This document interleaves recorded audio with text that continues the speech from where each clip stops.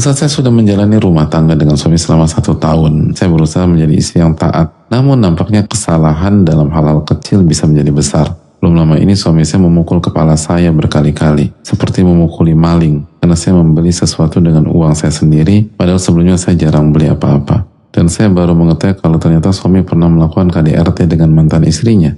Saat ini dia meminta saya untuk resign dan tidak bisa memenuhi kebutuhan saya, namun saya turuti kemauan dia dengan harapan Allah akan rubah perangannya dan lembutkan hatinya. Ustaz, jika suatu hari dia melakukan KDRT lagi ke saya berazam untuk menyudahi saja pernikahan ini walaupun saya telah kehilangan pekerjaan.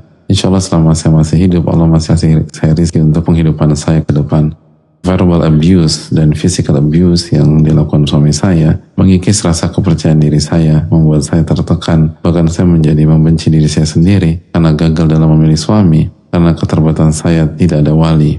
Mungkin maksudnya tidak ada wali yang berperan sebelum pernikahan ya, bukan tidak ada wali dalam akad. Kalau akad insya Allah ada wali. Mohon nasihatnya untuk saya Ustadz agar hati saya kuat. Apakah saya kurang berzikir ya Ustadz? Semoga Allah menjaga beliau dan meninggikan derajat beliau. Dan semoga Allah menjaga para istri dan para wanita dari kekerasan dan kezaliman. Amin ya rabbal alamin. Dan bagi ibu-ibu yang lain yang tidak mengalami hal yang beliau alami, bersyukurlah kepada Allah. Ucapkan alhamdulilladzi afani mimma ibtalaha bihi wa faddalani ala katsirin mimman khala tafdila.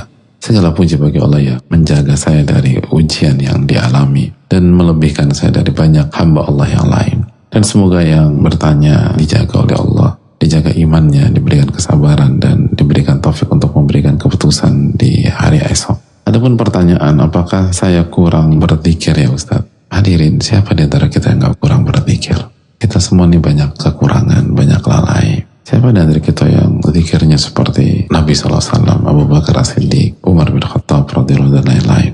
Artinya semua kita banyak kurang. Namun dari pertanyaan yang disampaikan oleh penanya, insya Allah penanya adalah seorang pejuang. Penanya berusaha menjaga imannya, ketakwaannya. Dan dari cara bertanya, ini bukan pola orang-orang gagal, bukan pola orang yang jauh dari Allah, bukan pola orang yang lalai dengan lalai yang serius dari Allah Subhanahu Wa Taala.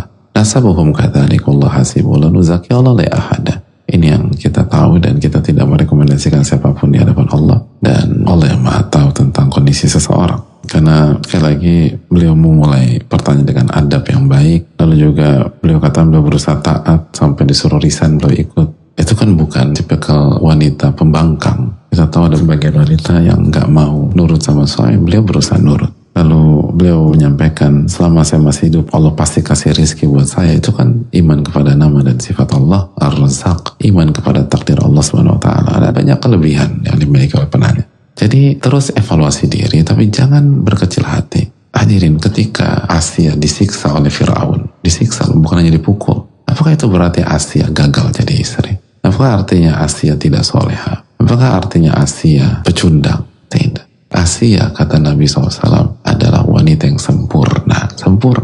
Maka jangan putus asa dari rahmat Allah. Dan jangan sampai husnudzon kita kepada Allah, baik sangka kita kepada Allah, optimisme kita dalam hidup, itu dirusak oleh pihak lain. Kata Nabi SAW apa? وَلِجْتَمَعُوا عَلَىٰ أَنْ يَضُرُّكَ بِشَيْءٍ لَنْ يَضُرُّكَ إِلَّا بِشَيْءٍ قَدْ كَتَبَ اللَّهُ عَلَيْكَ.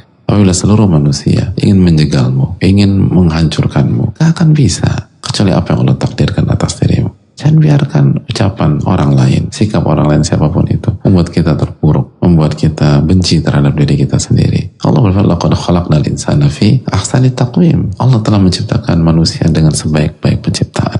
Jangan benci dengan diri kita sendiri. Jangan biarkan syaitan membuat fata morgana dan ilusi dalam diri kita. Ketika seseorang zolimi kita, itu artinya dia melakukan ketaatan atau kemaksiatan kepada Allah Subhanahu Wa Taala. Kemaksiatan. Maka jangan sampai kemaksiatan yang dilakukan seseorang kepada Allah membuat kita hancur. Apa hubungannya kita dengan maksiat dia? Yang bermaksiat dia, bukan kita yang bermaksiat. Jadi jangan kita yang hancur. Kaidah mengatakan yang hancur adalah yang bermaksiat. Makanya kan kata Allah Subhanahu Wa Taala, "Wala tahinu, wala tahzanu, wa antumul a'launa in kuntum mu'minin." Jangan down, jangan terpuruk, jangan sedih. Kalian tuh mulia jika kalian beriman kepada Allah Subhanahu Wa Taala. Sebuah ayat yang begitu indah, yang seharusnya kalau kita tadabburi masuk ke dalam sanubari orang-orang beriman, khususnya ketika ia melakukan kesalahan, ia sedang terjatuh, ia sedang terpuruk, atau ia sedang dizolimi.